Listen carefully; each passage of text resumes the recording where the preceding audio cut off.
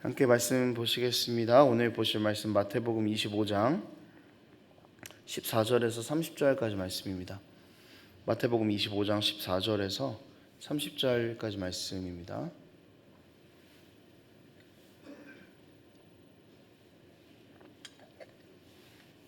교독하도록 하겠습니다. 또 어떤 사람이 타국에 갈 때 그 종들을 불러 자기 소유를 맡김과 같으니 그가 그 재능대로 한 사람에게는 금 5달란트를, 한 사람에게는 2달란트를, 한 사람에게는 1달란트를 주고 떴더니 5달란트 받은 자는 바로 가서 그것으로 장사하여 또 5달란트를 남기고 2달란트 받은 자도 달란트를 남겼을 때 1달란트 받은 자는 가서 땅을 파고 그 주인의 돈을 감추어 두었더니 오랜 후에 그 종들의 주인이 돌아와 그들과 결산할세 5달란트 받았던 자는 5달란트를 더 가지고 와서 이르되 주인이여 내게 5달란트를 주셨는데 보소서 내가 또 5달란트를 남겼나이다. 그 주인이 이르되 잘하였도다 착하고 충성된 종아 내가 적은 일에 충성하였음에 내가 많은 것을 내게 맡기니 내 주인의 즐거움에 참여할지어다.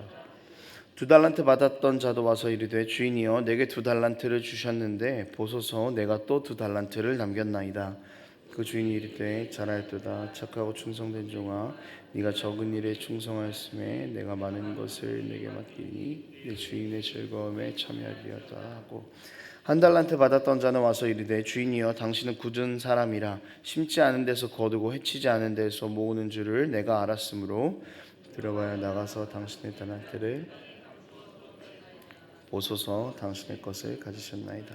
그 주인이 대답하여 이르되 악하고 게으른 종아 나는 심지 않은 데서 거두고 해치지 않은 데서 모으는 줄로 네가 알았느냐.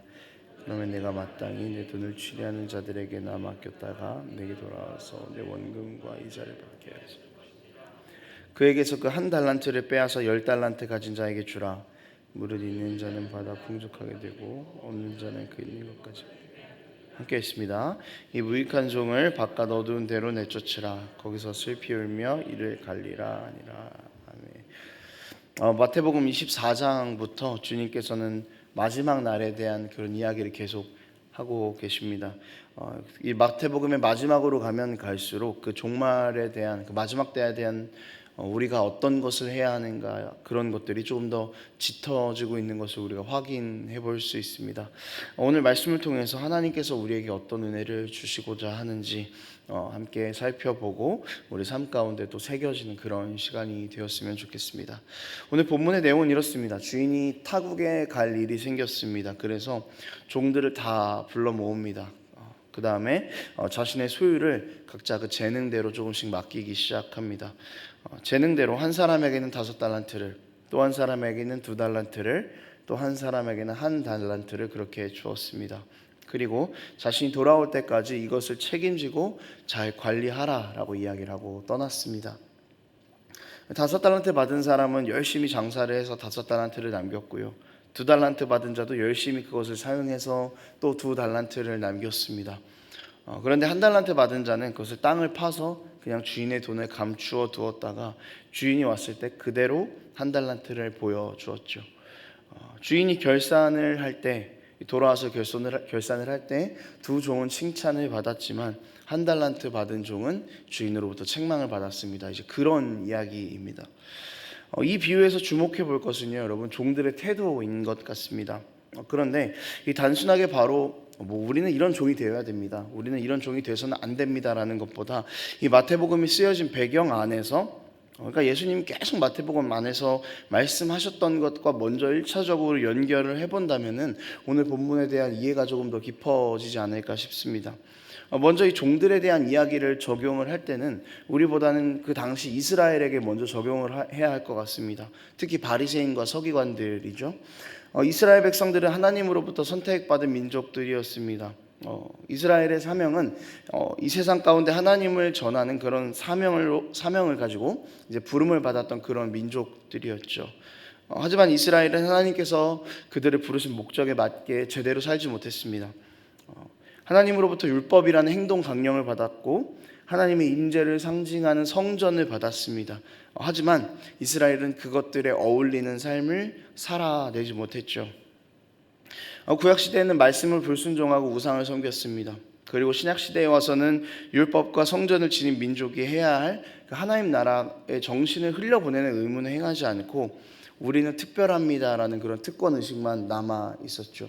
그리고 그 율법이 하나님을 사랑하고 이웃을 사랑하는 것으로 흘러가야 되는데 오히려 그냥 하나님께 자신이 이런 사람입니다라는 걸 자랑하고 다른 사람에게도 역시 마찬가지로 자랑하고 또 그것이 판단 근거가 되어서 이웃을 괴롭히고 힘들게 하는 그 멍에를 씌워버리는데 그렇게 율법이 사용되었단 말이죠.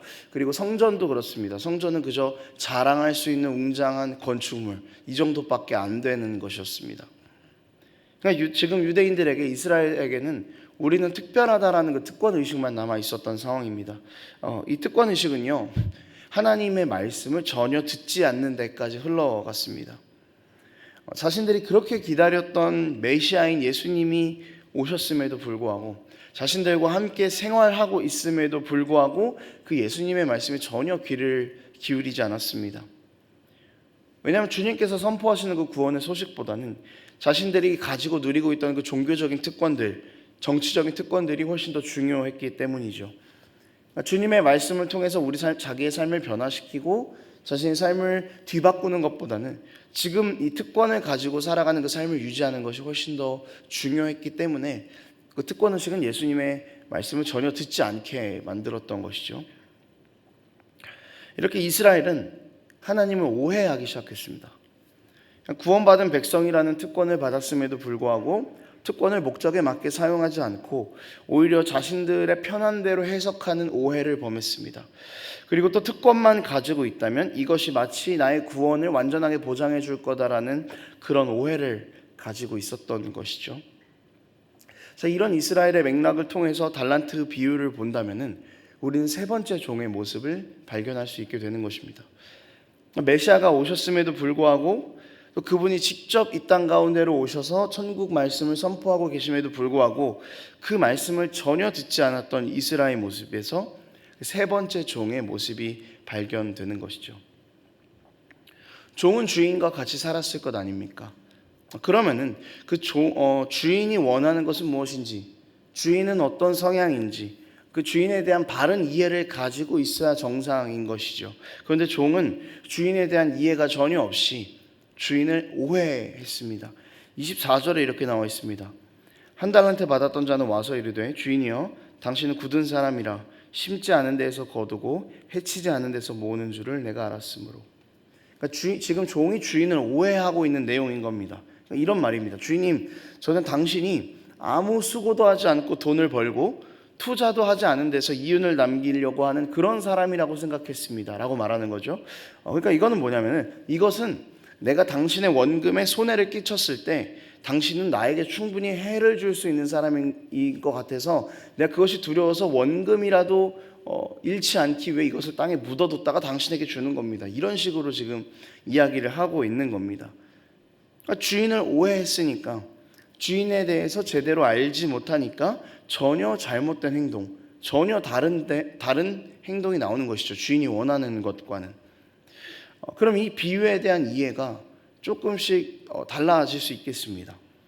우리가 이 본문 가운데서 주님 오실 날을 기다리는 자들의 삶은 이래야 한다라는 것이 최종적인 결론으로 맞기는 하지만 그 삶을 건드리는 그 근본적인 문제를 이야기하는 것이 오늘 본문이겠다 싶다는 거죠. 그 근본은요, 주님을 바로 이해해야 한다라는 것입니다. 주님을 오해해서는 안 된다는 것입니다. 26절에 보면 이렇게 나와 있습니다. 그 주인이 대답하여 이르되 악하고 게으른 종아 나는 심지 않은 데서 거두고 해치지 않는 데서 모으는 줄로 내가 알았느냐. 주인이 화가 난 이유를 보면은 이 본문의 주제가 조금 더 명확해지는 것 같아요. 주인이 화를 낸 이유는요, 종이 자신을 오해하고 있었다는 데 있었습니다. 주님의 계산, 주님의 그 판결은 얼마를 남겼냐 때문에 판결을 남기시는 게 아니라는 거죠. 5달란트를 받은 종이 최선을 다해서 5달란트를 가지고 사용했을 때 만약에 2달란트만 남기게 되었어도 주님은 사실 그 사람을 칭찬했을 것입니다. 왜냐하면 5달란트를 가지고 충실하게 살았다는 것을 알았기 때문이죠.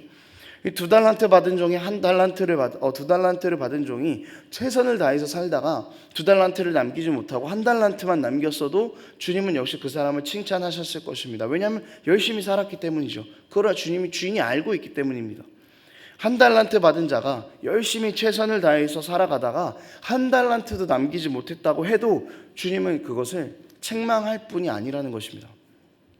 너는 왜 이것밖에 남기지 못했냐고 호통치는 분은 아니겠다라는 것이죠. 종들이 최선을 다해서 이 첫 번째, 두 번째 종이 최선을 다해서 달란트를 남기고자 한 것은 이 달란트를 가지고 자신들의 주어진 삶에서 최선을 다해서 살아가는 나에게 주인이 어떻게 반응할지를 분명히 알고 있었기 때문입니다. 5달란트라는 결과는 따라온 겁니다. 2달란트라는 결과도 따라온 거죠. 그 주인에 대한 바른 이해를 가지고 있었던 두 종은 그렇기 때문에 최선을 다했던 것입니다. 우리 주인은 내가 이것을 가지고 정말 최선을 다하면서 삶을 살아갈 때 나를 칭찬해 줄 뿐이다라는 것을 알고 있었기 때문인 거죠. 내가 받은 것을 가지고 열심히 살면 주인은 기뻐할 사람이다라는 것을 알고 있었던 것입니다. 그래서 이 두 종은 자신들에게 주어진 것을 가지고 최선을 다해서 그 삶을 살아낸 것이죠. 여러분, 하나님께서 이스라엘을 부르신 목적은 그 세상의 소금과 빛이다라고 하시면서 부르셨습니다. 그러니까 이거는 무슨 결과물을 내라는 이야기가 아니라 소금과 빛으로 그 주어진 자리에서 묵묵하게 최선을 다해서 살아가라는 이야기겠죠. 선택받은 하나님의 백성으로 하나님의 사랑과 은혜를 삶 가운데에서 흘려보내는데 최선을 다하라는 이야기일 것입니다. 이런 분이 우리 주님이시라는 거죠. 이런 주님을 아는 것으로부터 우리의 삶이 출발해야 되는 것입니다. 주님을 아는 것은 그분의 뜻을 바로 이해할 수 있게 또 돕습니다. 우리를 향한 주님의 뜻은요, 여러분, 우리가 세상에서 부름받은 그 소금과 빛으로 하루하루 최선을 다해서 살아가는 것, 그것뿐입니다. 그리고 이것에 최선을 다해서 우리가 이 땅에서 살아갈 때 우리에게 주어지는 결과, 그 주님으로부터 주어지는 결과는 당연히 착하고 충성된 종아라는 칭찬일 것입니다. 우리 주님 이런 분이십니다. 얼마나 남겼냐고 남긴 것으로 책망하실 그런 계산적인 분이 아니십니다. 계산을 잘하시는 분도 아닙니다. 십자가 위에서 죄인인 우리를 구원하시려고 목숨까지 내어놓으신 가장 계산을 못하시는 분이 주님 아니십니까? 아무것도 드린 것이 없는데 아무것도 준 것 없는 우리를 위해서 모든 걸 다 주신, 그렇게 계산을 못하시는 분이 5달란트를 준 사람에게 5달란트를 남기지 못했다고 책망할 분이 아니시라는 겁니다. 왜 우리에게 100명을 전도하지 못했냐라고 책망하실 분이 아니라는 거죠. 1명을 전도하더라도 그 한 영혼이 천하보다 귀하다는 마음을 가지고 한 영혼을 주님께로 돌아오는데, 여러분, 우리 삶을 거기에 다 쏟아버리면 됩니다. 그러면 1명이 될 수도 있고 2명이 될 수도 있고 3명이 될 수도 있고 100명이 될 수도 있는 거죠. 우리는 여기에 최선을 다하면 되는 것입니다. 주님의 마음이 거기에 담겨 있다는 것을 알고 우리는 우리의 삶을 거기에 다 쏟아버리면 되는 것입니다. 결과는 우리의 손으로 할 수 있는 것이 아닙니다. 주님께서 우리에게 허락하시는 겁니다. 5달란트를 가지고 열심히 살았던 종, 그 종이 열심히 살았던 것도 있겠지만 결국 그 5달란트를 허락하신 것은 주님이실 겁니다. 여러분, 우리도 이런 삶을 살아야 된다는 거죠. 우리 주님께서 우리에게 원하시는 삶, 하루하루 최선을 다하는 삶입니다.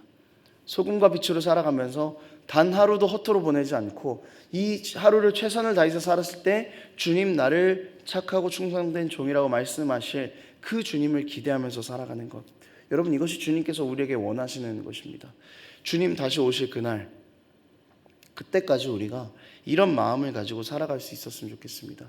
주님 앞에서 착하고 충성된 종아, 네가 정말 수고했다, 너가 정말 고생 많았다라는 그런 칭찬을 들을 그날에 우리가 기대하면서 살아가야 할 것은 그저 하루하루의 삶에서 정말 충직하게 하나님 말씀을 누리면서 하나님 사랑을 전하면서 거기에 우리 삶을 거는 것, 그거 하나뿐입니다. 그때 모든 결과는 따라오게 되는 것이죠. 말씀을 정리하도록 하겠습니다. 여러분, 주님을 바로 이해한 자들을 통해서 하나님의 나라가 이 땅 가운데 전파되는 것입니다. 주님을 바로 이해하지 못했던 바리새인과 서기관들, 그런 유대인들을 통해서는 하나님의 나라가 전파되지 않았습니다. 그리고 주님을 바로 이해한 자들만 주님의 뜻을 실천할 수 있고 마지막 날에 주님으로부터 칭찬을 받을 수 있게 됩니다. 여러분, 우리 주님을 바로 알아야 됩니다. 그분은 우리를 소금과 빛으로 부르시고 우리를 사랑하시는 분이십니다.